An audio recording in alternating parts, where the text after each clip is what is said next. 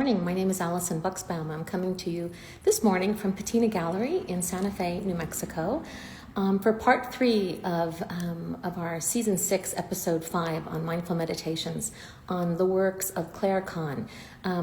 For those of you who tuned in yesterday, I presented Claire's works in jewelry, bead crochet, and also her beautiful paper cuts hanging in the gallery.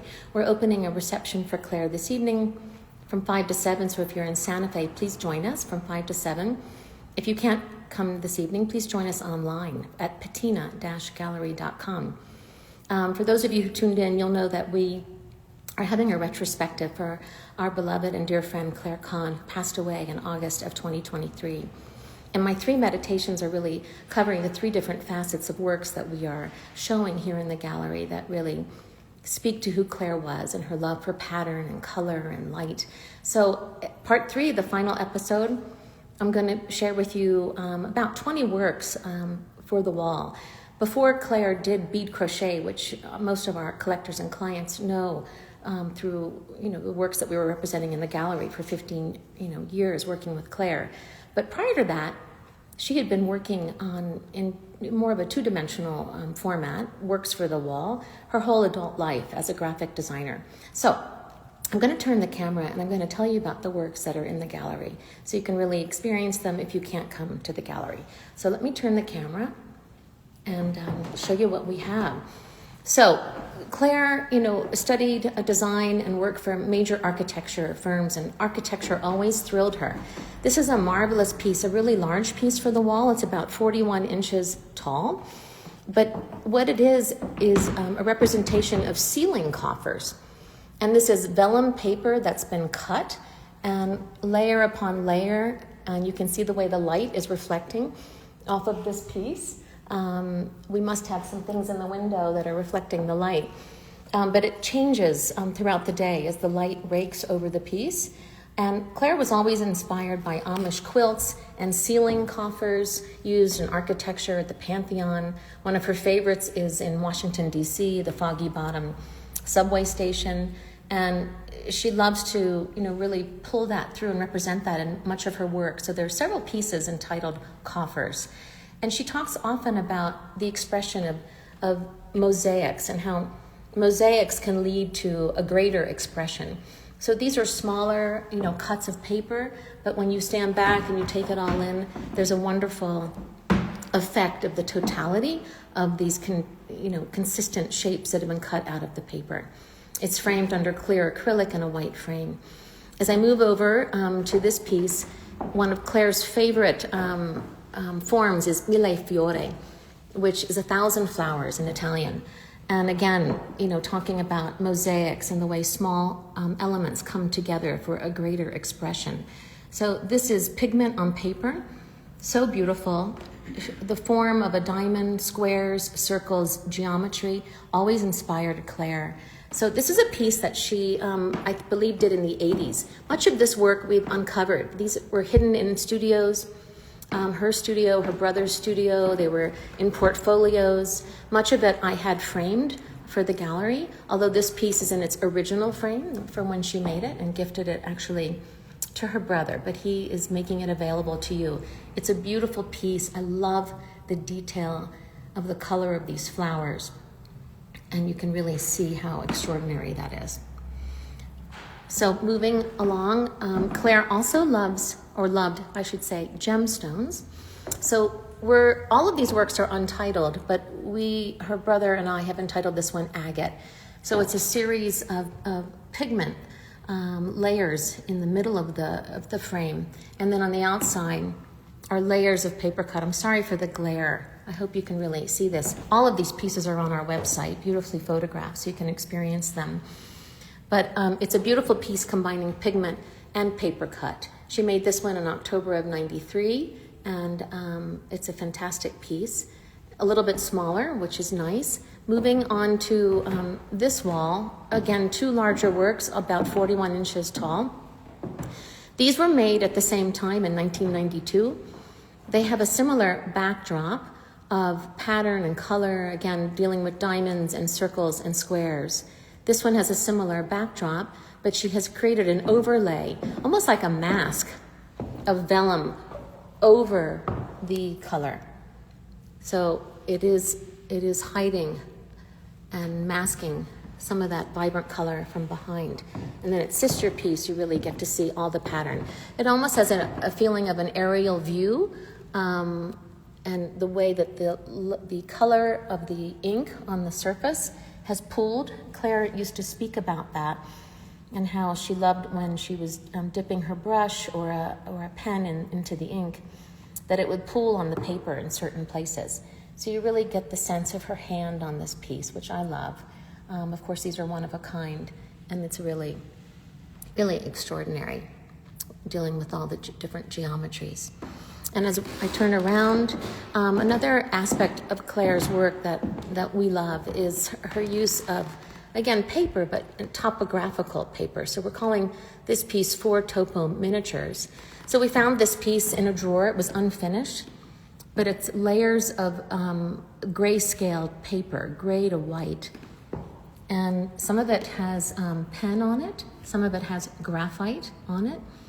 But you can see the way the light is raking over the pieces and the dimensionality of the paper. So we created a mat, so you have 4 windows that give you a view of this pattern, whether it's waves or clouds. So that's a really beautiful and small piece. It's probably one of the smaller pieces at about 16 inches tall. And as we turn over here, this was a piece, we're calling it Mille Fiori. It hung in Claire's kitchen in her home here in just north of Santa Fe. We were really hesitant to make it available for sale, but it's such an extraordinary piece. And her brother, Ira, keeps referring to the fact that he would really love to see this in a child's room. It's so playful and so colorful, and that idea of the Mille Fiori and the 1,000 flowers. It's so colorful. And every single piece she's drawn out and sketched out and filled with color. It's really magnificent, dealing with these hexagonal shapes and filling it with the stars. She loved the star motif and these surprise hints of color, and adding the white. The white is actually added. It is not the paper, but added on top of the paper. One of my favorite pieces in the show. It's just an extraordinary piece in a dark walnut frame. And as we move around to the back of the gallery, there's another significant piece that hung in her kitchen, also part of the Coffers series, with a lot of abundant color, and you can really see that aspect of an Amish quilt or of the ceiling coffers. And there's so many different designs. When you really sit with these pieces and study them, you really see patterns emerging, which is so beautiful. The blues and the oranges and that really bright lime green and the ultramarine and the lapis. There's so much going on in this piece, and a beautiful kind of movement of color and pattern and design. She made this piece in 2002, and also in a dark walnut frame, and a beautiful representation of what Claire really loved when it comes to pattern and color. Color was just her favorite. As we come around to the back of the gallery, she also loved feathers. And this piece really deals with the intricacy of color of feathers.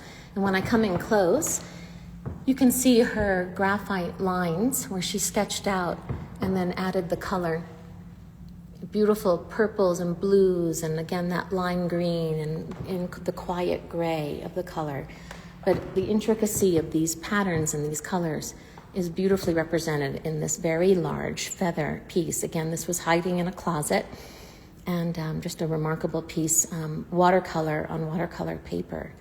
When Claire was a child, her father, who taught at Stanford, would often take the family abroad, and they spent a lot of time in Cambodia. And there are probably the largest number of species of peacocks in Cambodia and Southeast Asia. So this was a great study, again, one that we found in a closet. The piece is floating in a frame. We had it reframed, where she's really studying the progression of color and design of a peacock feather. And it goes from that quiet gray and blue, and she starts to add the yellow, and then adding the orange and the blue, and then it evolves into this. It's kind of giving birth to this peacock feather which is beautiful. And if you tuned in yesterday, you saw the beautiful peacock feather, used in the case that her father had made after this trip to Cambodia, and in some of the colors that Claire was using in some of the jewelry. So it's a great piece. Again, a very large piece. This one is about almost 40 inches across. One of the larger horizontal pieces in the exhibition. And then as I come around to the back of the gallery, this is another paper cut, but instead of it being white cut paper, it's black, and we refer to it as a lace overlay. So as I come in closer, you can see how she's cut this lace overlay, almost like a web of patterning, and it's masking in a way, although it's very delicate, the color that's revealed behind. So you've got these lovely sort of celadon gray and a little bit more yellow and green in there. But I love the abstraction of this and the way it's really dense up in that corner, and then it opens up into the other parts of the frame, also in a dark walnut frame. These two pieces Claire made much later. They're actually both sold, but again, this one dealing with the ceiling coffers once again, and this one with wood grain. The wood grain and these patterns often are very much like her jewelry, and when she would do the bead crochet and this sort of bond of these squares of color coming together. This is a great pair that have now found a home. This piece we are calling Star Mandala, and it's a series of pentagons or stars. You can see the one right in the middle, and with each concentric ring, the stars are getting larger and more expansive all the way out to the edge. I was remarking yesterday that Claire also did a whole series of dinner plates and chargers for Williams and Sonoma, and so this always reminds me of that series that she did for them. So this one is not transparent. The ones I was showing you last night are more transparent. This one is for the wall, so it's a framed piece, but it's more about the way that the light rakes, and it's about light and shadow and the way the light rakes over the paper throughout the day. So it's really a constant meditation and study about form and light. And then there's this beautiful piece here that is unfinished, that her brother and I found in a drawer. And it is, under conservation acrylic, but it's graphite marks with watercolor in a beautiful, quiet color, sort of this green and gray. It's actually unfinished, so you can see down below where she had made some sketch marks where she wanted to finish and fill in the color. And we thought it would be interesting to actually leave it in that way. This one is not signed because it wasn't finished, but we really thought we would include it in the exhibition as part of the estate and retrospective. So I really wanted to share these pieces with you. And then as I come across, we looked at the jewelry yesterday and the exhibition entitled Form and Light. The inspiration is in the doing, and Claire brought so much love and intention to everything that she made. Here's one of the final pieces for the wall, which also has sold. It was a piece that actually hung in her bathroom, but again, it speaks to her love for petals and squares and circles and a vibrancy of color that gets quiet in some places. It's a little bit more of a collage, so you can see the elements directly on the surface. So that really shows the wonderful works that we included in the exhibition. There are more than 50 pieces altogether. I have certain effects from her home, like this tansu chest. I have this marvelous portfolio as part of the exhibition that she handmade that really showed all that she did in her career. And she never stopped working and making these works on paper, and which then, included these paper cuts that are just luminous, the way the light comes through. So over the course of the last 2 days, I have shared with you the beautiful work of Claire. I hope that you'll be able to visit us online on our webpage, patina-gallery.com. My team has done an extraordinary job getting this whole exhibition prepared. It's taken nearly 2 years to bring it all together and to present this work to you online and in the gallery. But if you're in Santa Fe, please join us tonight from 5 to 7 here at Patina Gallery, right downtown on West Palace Avenue, so that you can see these pieces in person, meet my great team at the gallery and her brother, Ira, and really experience the total joy of being in friendship with Claire Kahn. So thank you all for joining. I hope everyone has a great day. Happy holidays to everybody, and continue to enjoy the light. Thank you so much. Bye-bye.